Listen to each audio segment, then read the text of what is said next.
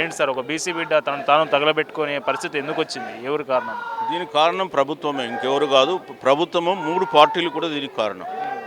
ముఖ్యంగా 3 రాజకీయ పార్టీలు, అటు కాంగ్రెస్ కావచ్చు, బీజేపీ కావచ్చు, బీఆర్ఎస్ కావచ్చు. కాంగ్రెస్ ప్రభుత్వము మేము 42% రిజర్వేషన్లు కల్పిస్తామని చెప్పేసి ఆశలు రేపి చెల్లని జీవోలు ఇచ్చి ప్రజలను మభ్యపెట్టి మళ్ళీ ఇప్పుడు 22%తో పంచాయతీ ఎన్నికలకు పోయింది. మరి ఎవరు బాధ్యులు దీనికి?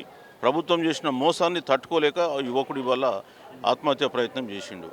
అట్లానే బీజేపీ 9వ షెడ్యూల్లో పెట్టాలంటే వాళ్ళు అడగకుండానే ఈడబ్ల్యూఎస్ రిజర్వేషన్లు పార్లమెంట్లో పెట్టుకొని వాళ్ళ అగ్రకులాలకు ఇచ్చుకుంటారు. గత 8 నెలల నుంచి రోడ్ల మీద బీసీ సంఘాలు తిరుగుతూ ఉంటే రకరకాల కారణాలు చెప్పుకుంటా బిల్లులను పార్లమెంట్లో పెట్టకుండా అడ్డుకుంటున్నారు. బీఆర్ఎస్ వాళ్ళకు అసలు ఒక్క స్టాండ్ లేదు. ఇప్పటి వరకు ఒక్క ఇష్యూ తీసుకొని ఉద్యమించలేము 42% మీద. కాబట్టి 3 పార్టీలు రెస్పాన్సిబులే. అందులో మేజర్ రెస్పాన్సిబిలిటీ కాంగ్రెస్ అండ్ బీజేపీల మీద ఉంది. సో ఏమన్నా అతనికి జరిగితే అది దాని కారకులు ప్రభుత్వం మీద తప్ప ఇంకొకరు కాదు. సార్ పొద్దున్న నుంచి బీసీ సంఘాల నాయకులు ఇక్కడ ధర్నా చేసిన పరిస్థితి కనిపిస్తుంది. ఇప్పటివరకు ఒక అధికారి రాలేదు, ఒక బీసీ మంత్రి రాలేదు, ఎమ్మెల్యే రాలేదు. ఏంటి సార్ బీసీలు అంటే బీసీ ఉద్యమం అన్నా బీసీలు పెట్రోల్ పోసుకొని నిప్పంటించుకున్న పరిస్థితుల్లో కూడా ఎవరు పట్టించుకోకపోవడానికి కారణం ఏంటి? అసలు వాళ్ళకి లెక్కలేతనం ఏంటి? ఆధిపత్య కులాల వాళ్లకు బీసీలు అంటే లెక్కలేరని గతంలో అనేక సార్లు చెప్పినాం. ఈ సంఘటన కూడా అదే నిరూపిస్తూ ఉంది. ఇవాళ బీసీలను బలిదానాలు చేసుకోమని చెప్పి ప్రోత్సహిస్తున్నట్టు కనిపిస్తుంది వాళ్ళ యాటిట్యూడ్. బీసీలకు వచ్చేసరి జరిగిన సంఘటన పైన సంతాపం ప్రకటించి మరి కేంద్రానికి వెళ్దాం, అందరినీ కలుద్దాం, ప్రధానమంత్రిని కలిసి సాధించుకుందాం అనే మాట చెప్పకుండా కాంగ్రెస్ మాట్లాడితే సామాజిక న్యాయము 50% సీలింగ్ బద్దలు కొడతామని చెప్పే పార్టీ, సామాజిక న్యాయం మా పేటెంట్ అని చెప్పే పార్టీ ఈరోజు ఇట్లాంటి పరిస్థితి తీసుకురావడం జరిగింది. సో దీనికి బీసీలు అంటే మొదటి నుంచి కూడా ఆధిపత్య కులాలకు సరి అయినటువంటి యాటిట్యూడ్ లేదు. అది మరోసారి ఇందులో నిరూపితమవుతుంది. సో బీసీ సంఘాలు కలిసి పోరాడితే తప్ప ప్రభుత్వాలు దిగిరావు. ఇవాళ అదే ప్రయత్నం బీసీ సంఘాలు చేస్తున్నాయి. సార్ ఇంత పెద్ద ఇన్సిడెంట్ తర్వాత కూడా ఇప్పుడు బీసీ సంఘాలు ప్రొటెస్ట్ అప్పటికే సంఘాలుగా ప్రొటెస్ట్ చేసిన పరిస్థితి కనిపిస్తుంది. నెక్స్ట్ ప్రొటెస్ట్ ఏం చేయబోతున్నా ఉన్నారు? ఇది పెద్ద ఇన్సిడెంట్ కదా. అప్పుడు తెలంగాణ ఉద్యమంలో శ్రీకాంతాచారి ఎట్లాగైతే ఆత్మబలిదానం చేసుకున్నాడో ఇప్పుడు కూడా అదే ప్రయత్నం చేసినట్లుగా మనకు ఈశ్వర్ కనిపిస్తూ ఉన్నది. ఇప్పుడు బీసీ సంఘాలన్నీ ఇక్కడే ఉన్నాయి. తర్వాత చర్చించుకొని నిర్ణయం తీసుకుంటారు ఏం చేయాలనేది. ఖచ్చితంగా ఉద్యమం మాత్రం పెద్ద ఎత్తున మాత్రం తీసుకుపోవడం కాదు. దీనికి ముమ్మాటికి ఈ సాయి మృతికి గల కారణం ఎవరు అంటే ఈ రాష్ట్ర ప్రభుత్వమే. కాంగ్రెస్ పార్టీ ప్రభుత్వము సాయి ఈశ్వరాచారి గారి మృతికి వాళ్ళు బాధ్యత వహించాల్సిందే. ఎందుకు అంటే ఇది ఆత్మహత్య యత్నం కాదు, ఇది బీసీలకు హత్య చేయడమే. ఎందుకు అంటే గత 2 సంవత్సరాలుగా బీసీలకు చట్టసభల్లో రిజర్వేషన్ ఇస్తామని, కులగణన చేస్తామని మభ్యపెట్టుకుంటూ వచ్చి 2 నెలల తర్వాత మొన్న గెలిచిన తర్వాత వీళ్ళు ఎన్నికల్లో కోవడము 42% చట్టబద్ధంగా ఇవ్వాలని గ్రామాల్లో పెద్ద ఎత్తున ప్రచారం చేసి గత నెల 18వ తారీఖున ఇదే బీసీ బంద్ చేస్తే అన్ని రకాల పార్టీలు ఇప్పుడు అధికారంలో ఉన్నట్టు ఇదే దొంగ కాంగ్రెస్ పార్టీ కూడా బంద్లో పాల్గొని విజయవంతం చేసినామని చెప్పారు కదా. ఇప్పుడు ఎక్కడ పోయింది మీ విజయవంతం అని అడుగుతా ఉన్నాను. ఒక బిడ్డ సాయి అనే బిడ్డ ఈరోజు ఎంత ఆత్మ ఘోషించింటుంది, ఎంత పరితపించింటాడు, ఎంత ఇబ్బంది పడింటాడు. బీసీలకు 42% కోసం నిన్న నిర్మల్లో అది రవీందర్ అనేట ఆయన ఆత్మహత్య చేసుకుండు. బీసీల ఒత్తిళ్ళు ఇదే రెడ్డి రిజర్వేషన్ల కోసం పోటీ చేద్దామంటే రెడ్డి ఒత్తిళ్ళతోటి ఆత్మహత్య చేసుకుండు. ఒక ఆయన తిప్పర్తిలా మందుల టాయిలెట్ పోపించి మందు తాగిపించి ఆయనను కిడ్నాప్ చేసిరు. ఈరోజు ఈశ్వరాచార్య అనేటువంటి బిడ్డ ఈరోజు ఆత్మ బలిదానం చేసుకున్నాడు. ఈ ఆత్మ బలిదానం ఊకేనే పోదు. తెలంగాణ ఉద్యమంలో శ్రీకాంతాచారి అయితే ఎట్లా చనిపోయిన తర్వాత తెలంగాణ ఉద్యమం ఉద్రిక్తంగా అయింది. తెలంగాణ సాధించే వరకు అది ఎట్లయితే అయిందో ఈరోజు ఈ ఈశ్వరాచారి గారి మరణం కూడా, ఈ బలిదానం కూడా బీసీలకు కనువిప్పు అవుతుంది. బీసీలంతా పెద్ద ఎత్తున రోడ్లపైకి వస్తారు. ఈరోజు చూసినట్టయితే కాంగ్రెస్ పార్టీ ప్రభుత్వం పోలీసులను అడ్డుగా పెట్టుకొని ఈరోజు శాంతియుతంగా ధర్నా చేస్తున్నటువంటి బీసీ నాయకుల్ని, బీసీ సంఘాల నాయకుల్ని మీ కళ్ళ ముందల్ని ఎట్లా ఈడ్చుకొని పోయి అరెస్ట్ చేయడం జరిగింది. అంటే వీళ్ళు కాంగ్రెస్ పార్టీని నమ్మించి మోసం చేయడమే కాకుండా బీసీల కోసం ఒక ఆత్మ బలిదానం తీసుకుంటే ఇప్పటి వరకు ఒక్క రాష్ట్ర మంత్రి కానీ, రాష్ట్ర పిసిసి అధ్యక్షుడు బీసీ బిడ్డ అయింది ఒక్క ఆయన కూడా వచ్చి ఇప్పటి వరకు పరామర్శించిన దాఖలాలు లేవు. పరామర్శించకపోగా ఆయన హెల్త్ బులెటిన్ కూడా విడుదల చేయని పరిస్థితి. అంటే చనిపోయిన వ్యక్తిని వెనకాల పోస్ట్ మార్టం పంపించి ఎవరు గుట్టు చప్పుడు కాకుండా అంత్యక్రియలు చేయాలని చూస్తుంది రాష్ట్ర ప్రభుత్వం. దీన్ని తీవ్రంగా ఖండిస్తూ ఉన్నాము.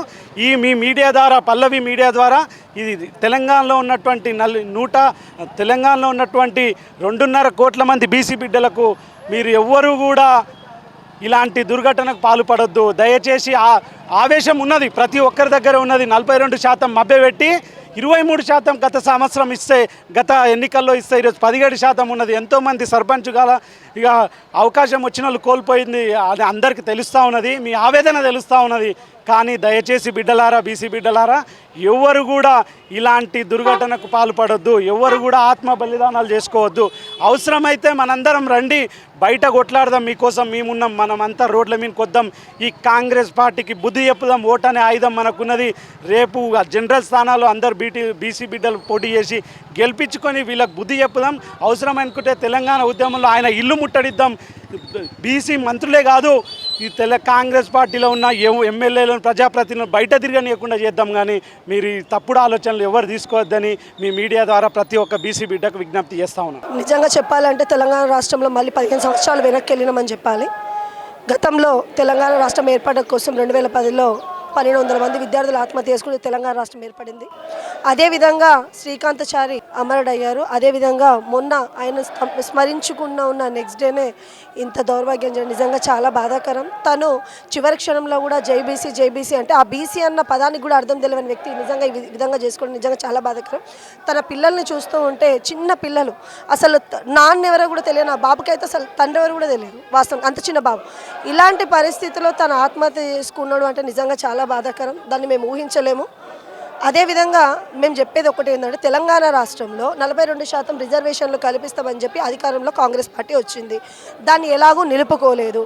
ఈరోజు మీరు చూస్తూనే ఉన్నారు, తెలంగాణ రాష్ట్రంలో సర్పంచ్ ఎలక్షన్ జరుగుతున్న మొన్నటికి మొన్న వాళ్ళ భర్త పట్ల తను ఎంత అమూషంగా ప్రవర్తిస్తే ఈరోజు తనకి చెప్పడానికి నాకు సిగ్గుచేటుగా ఉంది. నల్గొండ జిల్లాలో నిజంగా అది జరిగి 3 రోజులు కూడా కాకముందుకే బీసీల మీద దాడులు చూస్తుంటే నిజంగా చాలా బాధాకరం. ఇలాంటి సమయంలో ఒక ఈశ్వరాచార్య అనే వ్యక్తి నిజంగా ఈ విధంగా చేయడం నిజంగా చాలా బాధాకరం. ఎందుకంటే ఇక్కడ ఏదో తనకు ఆస్తులు కోల్పోయానని, ఇంట్లో నేను కుటుంబ కలహాలు ఉన్నాయని, లేకపోతే ఆర్థికంగా లేనని చెప్పేసి ఆత్మహత్యయత్నం చేసుకొని చనిపోలేదు. కేవలం బీసీ అనే నినాదంతో నా భావితరాలకు, నా భవిష్యత్తుకి, నా పిల్లలు ఎట్లా అవుతారో, భావితరం ఎట్లుంటుందన్న ఉద్దేశంతో నిజంగా ఈరోజు అమరుడయ్యారు. నిజంగా చెప్పాలంటే ఇలా దయచేసి నేను ప్రతి ఒక్కరికి చెప్తున్నా, ఎవరికి కూడా ఆత్మహత్య చేసుకోకండి. నిజంగా మన రిజర్వేషన్లు కావాలి అనుకుంటే నిజంగా అందరం కలిసి పోరాటం చేస్తే రిజర్వేషన్లు వస్తాయి తప్ప ప్రాణం పోతే నీ కుటుంబ సభ్యులు ఎంత బాధపడతారో ఆలోచించవలసిందిగా ప్రతి ఒక్క యువకుడికి కానీ యువతులుగా నేను చెప్తున్నా. ఈరోజు తెలంగాణ రాష్ట్రంలో కాంగ్రెస్ ప్రభుత్వం ఏ విధంగా ఉందంటే, ఈరోజు ఏ ఛానల్ కూడా, పెద్ద ఛానల్ ఏవి కూడా ఇక్కడికి రాలేదు. ఎందుకు రాలేదు అంటే, ప్రభుత్వం ఏ విధంగా దాడులు వాళ్ళకి తెలియకుండానే జరిపిస్తున్నారన్నది ఆ మీడియా వాళ్ళ చిన్న ఇష్యూ అయితేనే రాష్ట్ర వ్యాప్తంగా, దేశవ్యాప్తంగా సంచలనం చూస్తుంటే మీడియా ఛానల్ ఏ ఛానల్ కూడా ఇక్కడికి రాలేదు, మీలాంటి వాళ్ళు తప్ప. ఈరోజు నిజంగా అమరుడైంది ఒక బీసీ బిడ్డ కాబట్టికి రాలేదు. అదే ఒక ఓసీ, రెడ్డియో, వెలమ అయ్యి ఉంటే రాష్ట్ర వ్యాప్తంగా బగ్గుమనేది. అంటే బీసీ బిడ్డ అంటే రాష్ట్ర ప్రభుత్వం ఇంత చులకన ఎందుకు చూస్తుందో మాకు అర్థం అవ్వట్లేదు. 60% పై ఉన్న బీసీల పట్ల ఇంత నిర్లక్ష్య వైఖరిని మేము పూర్తిగా వ్యతిరేకిస్తున్నాం. కేంద్ర ప్రభుత్వం కానీ, రాష్ట్ర ప్రభుత్వం కానీ ముఖ్యంగా ఇలాంటివి జరగకుండా ఉండాలి అని అంటే మాత్రం బీసీ రిజర్వేషన్లు కల్పించాల్సిన అవసరం ఉంది. 42% రిజర్వేషన్లు కనిపిస్తామని చెప్పేసి ఈరోజు తెలంగాణ రాష్ట్రంలో వాళ్ళ అధికారంలోకి రావడం జరిగింది. కానీ మరి గౌరవ ముఖ్యమంత్రి రేవంత్ రెడ్డి గారు ఇంత జరుగుతున్నా కూడా రాష్ట్రంలో బగ్గు అంటున్నప్పుడు కూడా పోయింది బీసీ బిడ్డే కదా, ఓ రెడ్డియో వెలుమైతే ఆలోచించేవాడిని అన్న దిశగా ఆలోచిస్తున్నారు. అది సరైన పద్ధతి కాదు. రాష్ట్రంలో ప్రతి ఒక్క బిడ్డ బాధ్యత, అది కులాలకి అతీతంగా ఏ కుల వ్యక్తి అయినా ఆ వ్యక్తికి ఏదైనా అన్యాయం జరిగినప్పుడు స్పందించాల్సిన అవసరం ఆ రాష్ట్ర ముఖ్యమంత్రికి ఉంది. అది ఏ పార్టీ అయినా కావచ్చు. కానీ గౌరవ ముఖ్యమంత్రి గారు మరొక బీసీ బిడ్డ, అదిగాక ఒక చారి బిడ్డ కాబట్టి నాకు ఎందుకు అనుకున్న ఉద్దేశంతో ఉన్నాడేమో నాకు అర్థమవుతుంది. దయచేసి గౌరవ ముఖ్యమంత్రి గారు ఈ దిశగా మీరు ఆలోచించకండి.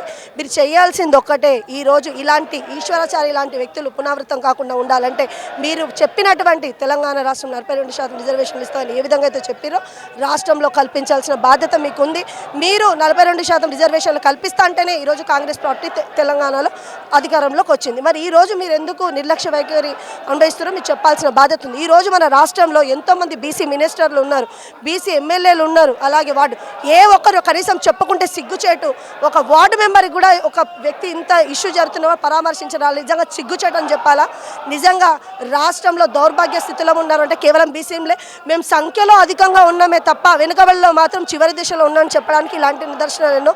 దయచేసి ఆ కుటుంబాన్ని కూడా రాష్ట్ర ప్రభుత్వం ఆర్థికంగా ఆదుకోవాలి.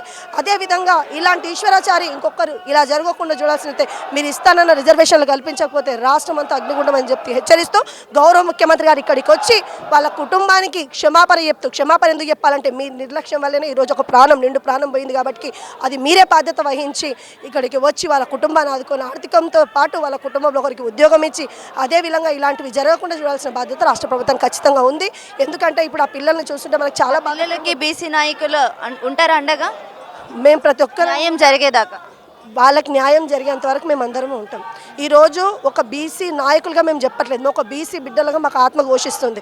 ఎందుకంటే అభం శుభం తెలియని ఆ చిన్నారులను వదిలేసి నేను వెళ్ళిపోతున్నాను చివరిలో తన భార్యకు చెప్పి ఒక బీసీ తన కుటుంబ కలహాలతో చనిపోతే ఎవరి మీద పట్టించుకునే వాళ్ళు కాదు. ఒక బీసీ అని అంటే ఆ బీసీ అనే నిదానం కూడా తెలియని ఒక వ్యక్తి నిజంగా ఆ విధంగా చేసుకోవడం అంటే మనం చూస్తుంటాం. ఒక చిన్న నూనె చుక్క పడితేనే ప్రాణం ఎంత విలువైన, అలాంటి 97% కాలిపై కూడా ఆ దిశలో కూడా బీసీ అనే నిదానం నిజంగా కళ్ళ నీళ్ళు పెట్టించింది. ఆ కుటుంబానికి అండదండలు ఆ దేవుడు కూడా వాళ్ళకు మనోధైర్యాన్ని కలిగించాలని కోరుకుంటూ మల్లన్న గారు కలిసి ఉంటే ఇది జరిగేది కాదు అని చెప్పేసి అనుకోవచ్చా? లేదండి, ఇప్పుడు ఆయన వెళ్ళే టైంకి మల్లన్న గారు వాళ్ళకి అపాయింట్మెంట్ ఇచ్చింది లేదు. జనరల్గా ఆయనకి ముఖ్యంగా వాళ్ళ భార్యతో నేను తెలుసుకున్న విషయం ఏంటంటే రాత్రి మాట్లాడడం జరిగింది. తను ఏం చెప్పిందంటే మల్లన్న గారు ఇంటర్వ్యూలు బాగా చూస్తాడు, అప్పటి నుంచే మల్లన్న గారు అంటే మస్తు అభిమానం. ఈ మధ్య మేము మల్లన్న గారిని కలిసాము, కలిసిన తర్వాత ఆర్థికంగా మాకు 2 నెలల రెంట్ కట్టి అదేవిధంగా మా ఇంట్లో సర్కిల్ ఇప్పేయడం జరిగింది. మమ్మల్ని ఆర్థికంగా ఆదుకున్నారు కాబట్టి మల్లన్న గారు అంటే మా కుటుంబానికి నా భర్తకి చాలా ఇష్టం. ఎప్పుడైనా ఇవే వీడియోలు చూసేవారు.